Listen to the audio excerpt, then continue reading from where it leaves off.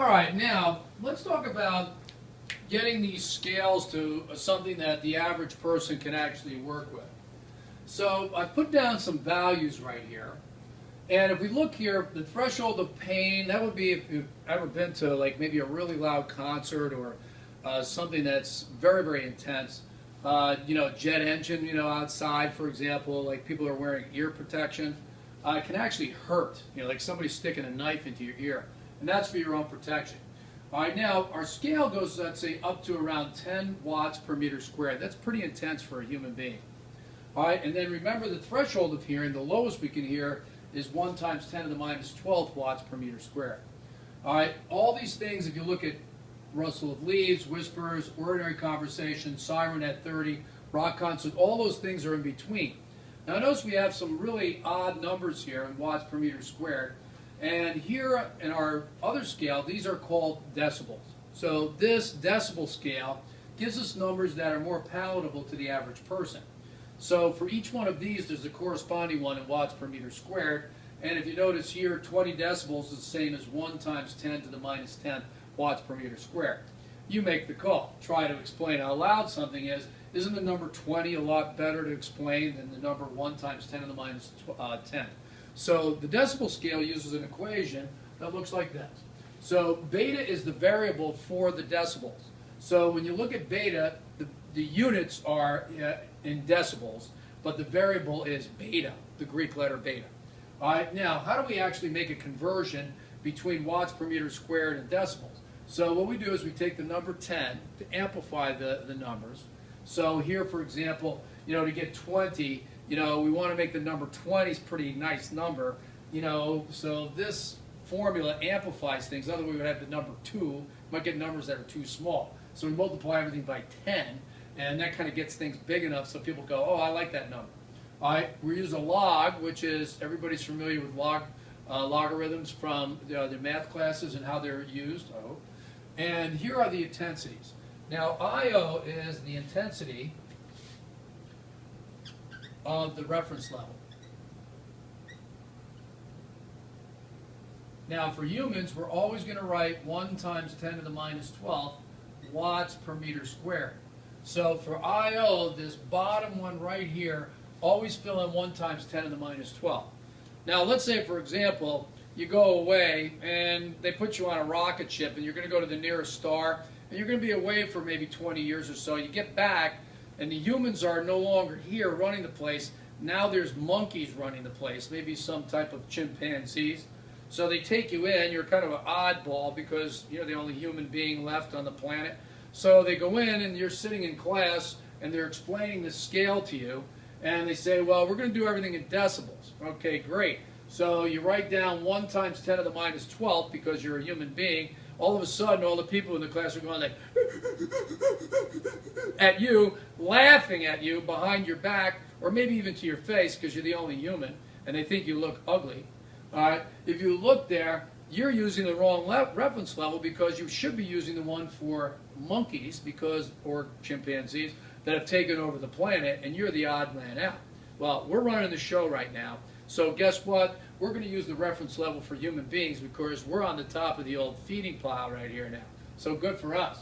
All right, now I on the top is the intensity of whatever you're looking for, the intensity of the sound. So for example, if it's a siren, this is in watts per meter squared.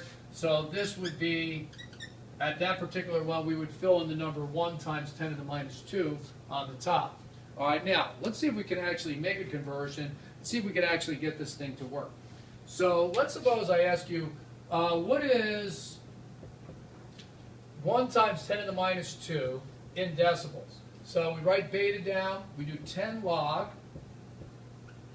Okay, we look here, in watts per meter squared, it's 1 times 10 to the negative second watts per meter squared, divided by the reference level, which is 1 times 10 to the minus 12 watts per meter squared, and then take the log of that.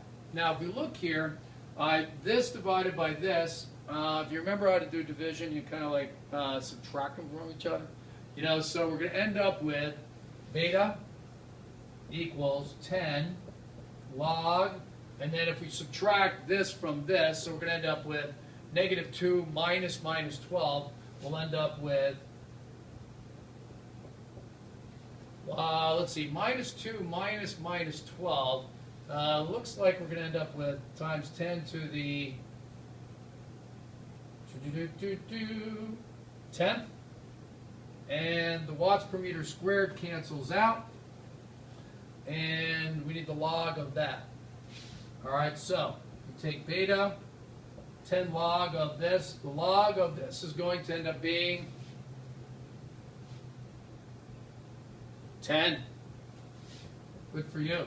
It's the exponent, is it not? So the log, of this is going to be actually equal to 10. So the answer is going to be 100 decibels. Okay, it kind of looks like that. Now, let's see if this actually makes any sense. All right, we look over here. We put in our watts per meter squared, converted it over, try to figure it out, and voila, indeedy doodles. We take this, and we end up with 100 decibels.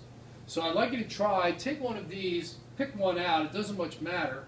And, we could try one out and see if it actually works. Now, let's try the threshold of hearing.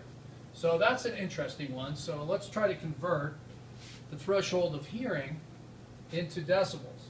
So we end up with beta is equal to 10 log. So the threshold of hearing is 1 times 10 to the minus 12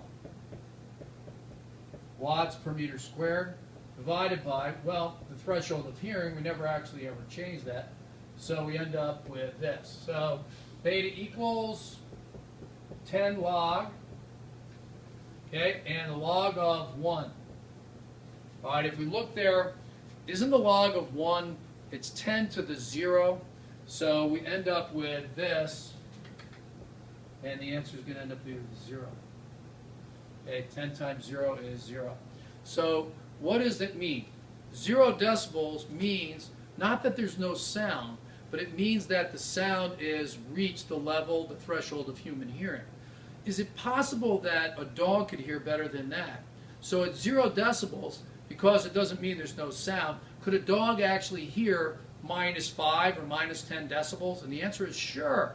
So remember, this is all pegged against what we can hear, but other animals and other things can actually hear things even at 0 decibels because there really still is a sound.